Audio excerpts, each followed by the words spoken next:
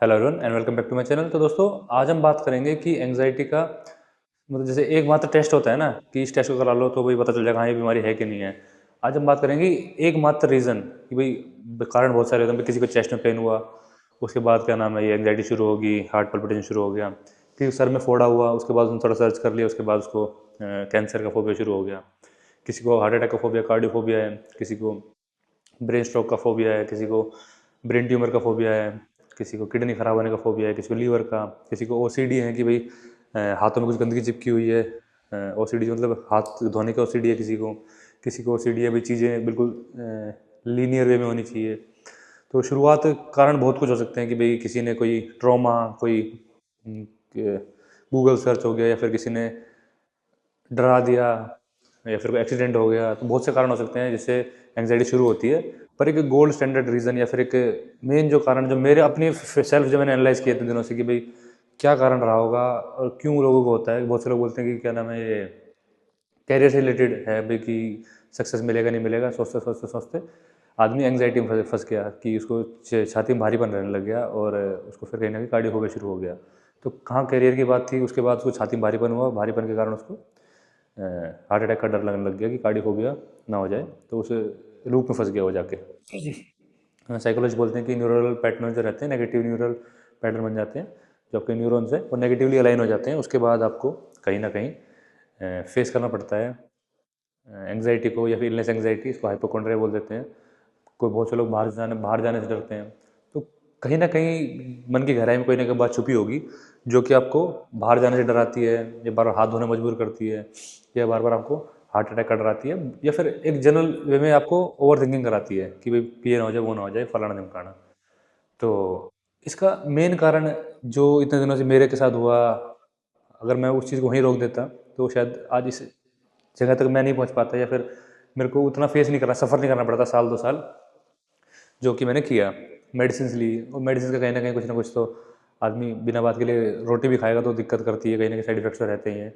तो उस टाइम उस फेज़ में मेरे साथ मुंह सूखा सूखा रहता था, या फिर थोड़े से एंग्जाइटी बढ़ भी गई थी शुरुआती दौर में, ये दवाई लेनी शुरू करी थी।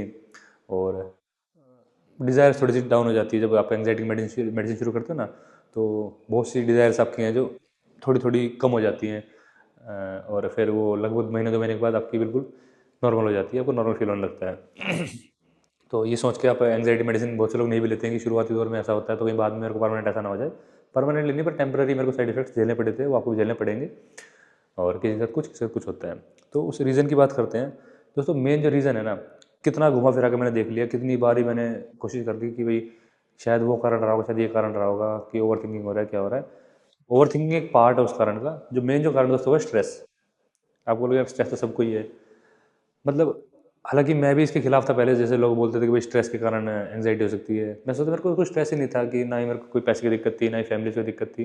पर दोस्तों एक स्ट्रेस क्या है कि आपको ओवर थिंक करने मजबूर करता है, और आप जाने अनजाने में उसको मतलब हर चीज़ों को एज अ एक्सट्रीम वे में ले जाने लगते हो, कि बार बार आप सोचोगे कि सबसे लास्ट सीवियर केस पे जंप करते हो, वर्स्ट के सिनेरियो पे जंप कर जाते हो, ना कि उसका लाइटर वर्जन के ऊपर दिमाग लगाओगे। तो स्ट्रेस से क्या आपका मन जो है ना वो बहुत ज़्यादा विचलित हो जाता है, और एक तरीके से ओवर एक्टिव हो जाता है। और आप कहीं ना कहीं इस बात पे मतलब मनन करने लगोगे बार बार अपने अंदर अंदर, सच में यार कोई ना कोई दिक्कत है, मेरे को हार्ट की कोई ना कोई दिक्कत है। और जैसे अब एक बार बोलोगे, 2 बार बोलोगे, फिर उसको टाइप करोगे कि सिम्टम्स ऑफ हार्ट अटैक, या फिर सिम्टम्स ऑफ ब्रेन ट्यूमर, लिख भी लिया आपने, सोच भी लिया, और वो आपको कहीं ना कहीं एक तो स्ट्रेस था ही, ऊपर से आपने इसको स्ट्रेस और डाल दिया। तो जितना जो निकल के आया वो कारण निकल गया स्ट्रेस के कारण होने वाली ओवर थिंकिंग। मेन कारण है स्ट्रेस के कारण होने वाली ओवर थिंकिंग। अब मान लो आप घर से निकले, ड्राइव करके गए, सामान लेके आ गए, और अपने घर पे आके बैठ गए, कोई दिक्कत नहीं हुई। वहीं आप एक दिन घर से निकले गाड़ी लेके, और आपकी जगह टायर पंचर हो गया, और फिर आपने टायर ठीक करवा लिया पंचर वाले को बुला के। उसके आगे आपका फ्यूल पंप खराब हो गया, मान लो फ्यूल पंप ठीक करवा लिया।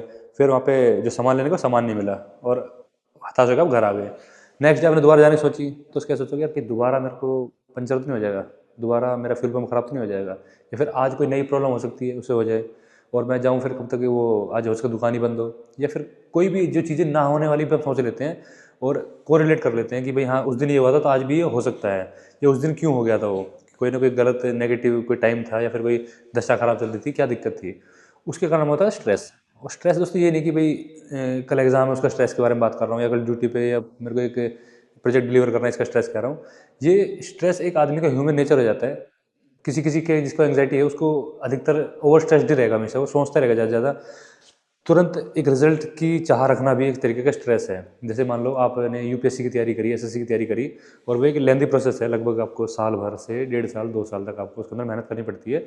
और फर्स्ट अटेम्प्ट में हो गया तो उसके बाद आपको सेकंड अटेम्प्ट में 1 साल और देना पड़ेगा, उसको थर्ड के लिए, और उसका फोर्थ फिफ्थ में जाके भी सिलेक्शन हो सकता है, सिक्स में जाके, सेवन्थ में जाके सिलेक्शन हो सकता है, अगर आप किसी कास्ट कैटेगरी से अगर आप प्रिविलेज लेते हो तो 5-6 तो जनरल कैटेगरी को मिलता है।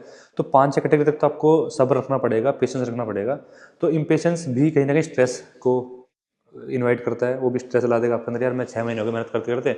अरे भाई 6 महीने तो आपको हो गए मेहनत करते करते, यूपीएससी की तैयारी कर रहे हो, एसएससी की तैयारी कर रहे हो, पढ़ भी रहे हो, लिख भी रहे हो, पर रिजल्ट तो उसका एग्जाम देने के बाद ही तो आएगा।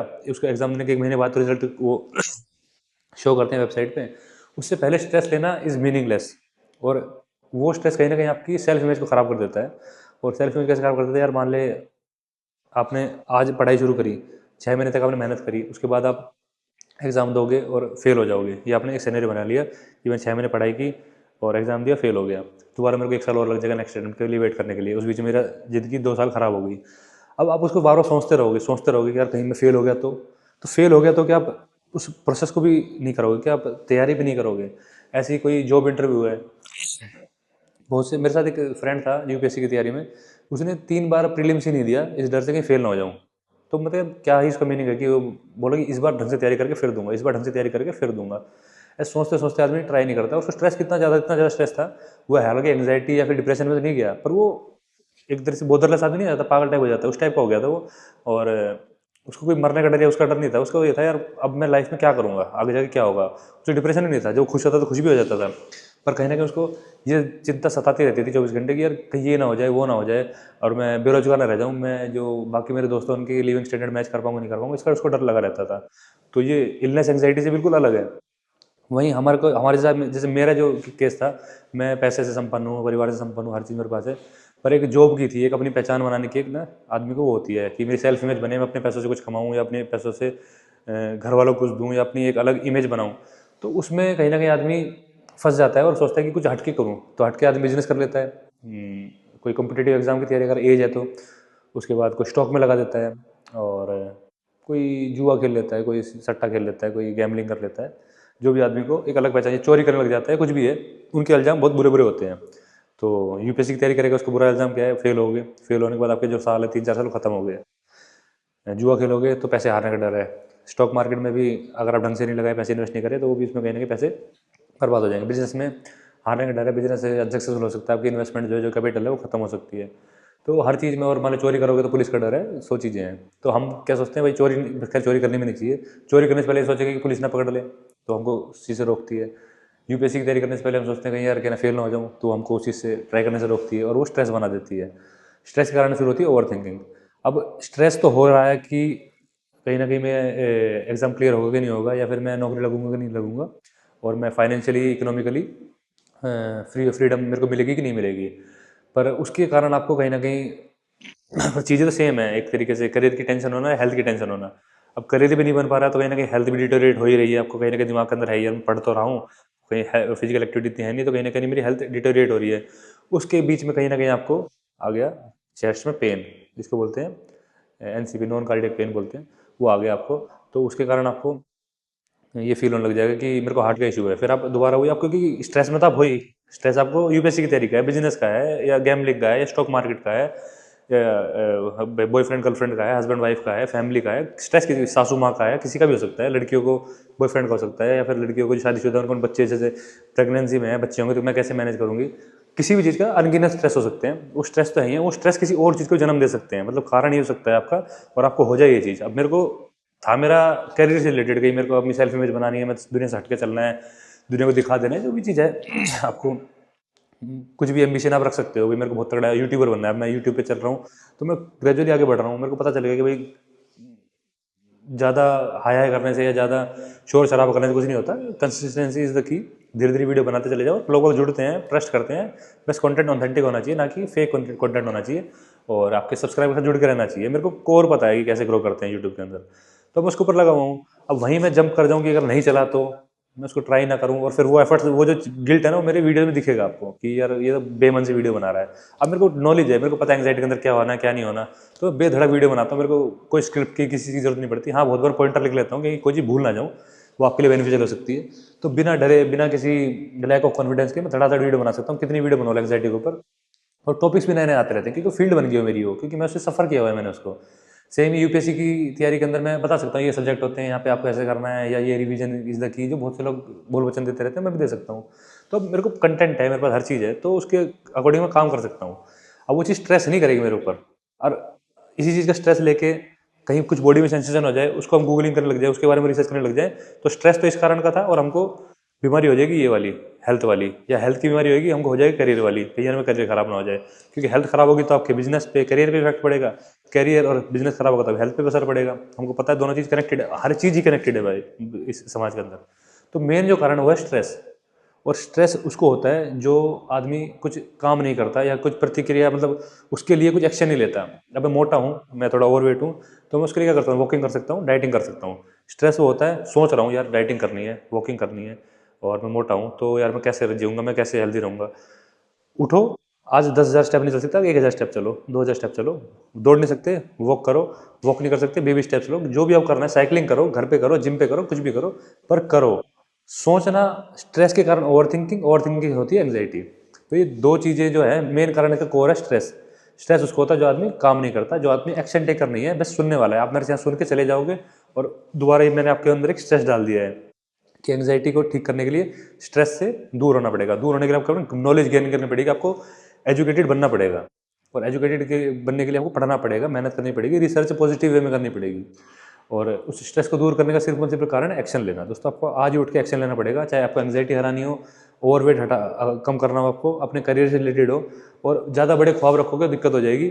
जैसे जैपनीज टेक्निक बहुत सारी होती हैं जिनको हम पढ़ लेते हैं पर अमल नहीं कर पाते। मैंने हज़ारों ऐसी वीडियो देखी, 7 ways to make your life better, उनको पढ़ लिया, देख लिया, नहीं कर पाया, वो एक और स्ट्रेस है। 7 Japanese technique to make your career better, देख लिया, पढ़ लिया, पर उनको अमल नहीं करा, एक्शन नहीं लिया, वो एक और स्ट्रेस बना देगी। तो ऐसे चीज़ें सुन सुन के स्ट्रेस मत बनाओ। कपाल भारती कर लूँ, अनुलोम विलोम भी कर लूँ, डीप ब्रीथिंग भी कर लूँ, मेडिसिन भी ले लूँ, एक्सरसाइज भी कर लूँ, हर चीज़ का एक स्ट्रेस बना, आप कंपाउंडिंग स्ट्रेस बढ़ाते जा रहे हो, एक के ऊपर एक, एक के ऊपर एक, एक के ऊपर एक, कर कुछ नहीं रहे हो। तो आज क्या करना है, जैसे मेरे को ये टेबल की सफाई करनी है, तो मैं इस एरिया को साफ कर सकता हूँ, फिर इस एरिया को साफ कर सकता हूँ, फिर उस एरिया को साफ कर सकता हूँ। बजाय इसके मैं इसको साफ करूंगा तो इतनी गंदी रह जाएगी, नेगेटिविटी दिख रहा हूँ, तो इसको 2 पार्ट साफ कर ली तो 10 पार्ट तो गंदे रह ही जाएंगे।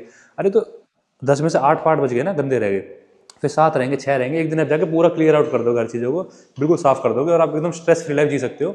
बस ये है कि एक्शन लेना है, और लाइफ को समझना है कि ज़्यादा बड़ा बनना लाइफ की नीड नहीं है।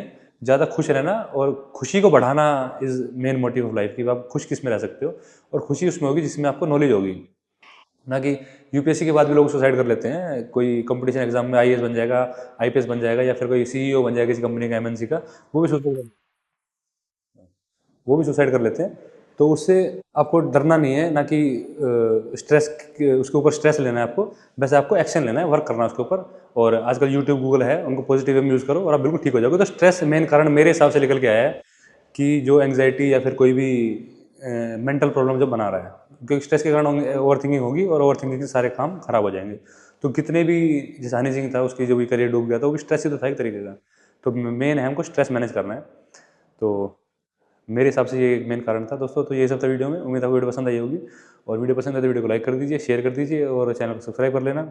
कोई भी क्वेश्चन हो दोस्तों कमेंट बॉक्स में पूछ सकते हो। Thank you so much.